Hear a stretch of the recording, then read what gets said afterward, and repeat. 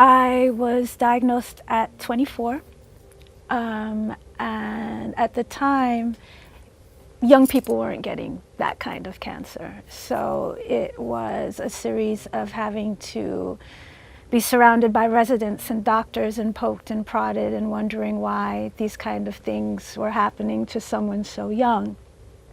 And there's no history of cancer in my family, but at a very early age, I had experienced some serious trauma in my pelvic area. I was attacked when I was going home from my after-school job. I don't remember much of it. I remember being grabbed and dragged into a parking area and fighting like hell. And the next thing I remember, I was being picked up and brought to the hospital. I never shared this with my family. I kept it from them. It wasn't something that I wanted them to know simply because I just wanted to protect them. But because of that situation, I've had a history of problems with my uterus and my ovaries, tumors, lots of pain, you name it, I've had it. And so that's what they think is the reason why I've had to deal with cancer issues my whole life.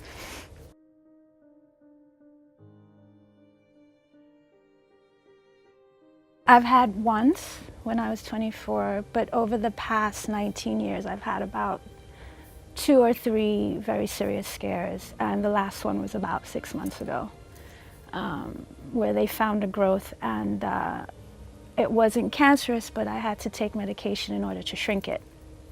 And that wasn't a walk in the park, to put it mildly. But along with holistic treatment, remaining positive, prayer, strong believer in prayer, I was able to beat it, and now I'm on my road to recovery.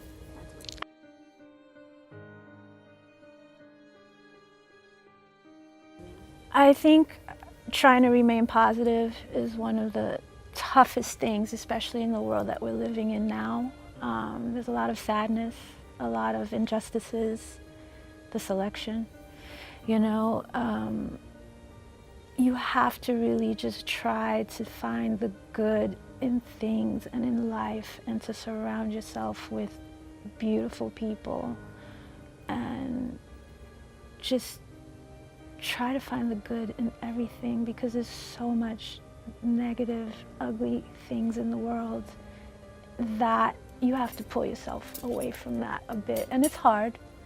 It's hard. A lot of physical activity, drinking water and sleep, believe it or not, are just definite things I have to have in my life. And also, because of my health history, my energy levels tend to drop significantly, and sometimes people don't understand that. They might think I have an attitude or I'm being antisocial, but it's really because my body's struggling to stay up and stay, you know. It's a bit of a struggle. So I think holistic approaches and really trying to see the good in everything helps.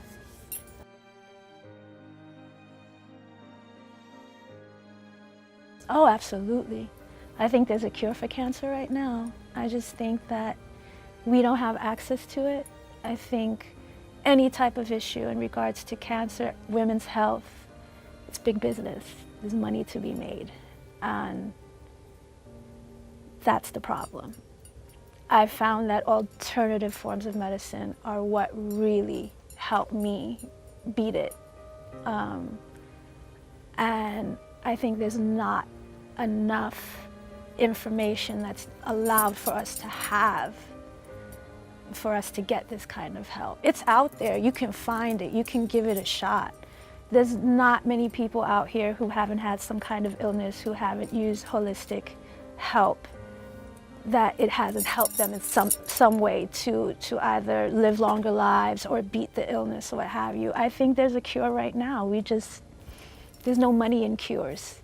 There's money in keeping people sick and giving them medicine. That's where the money is, so.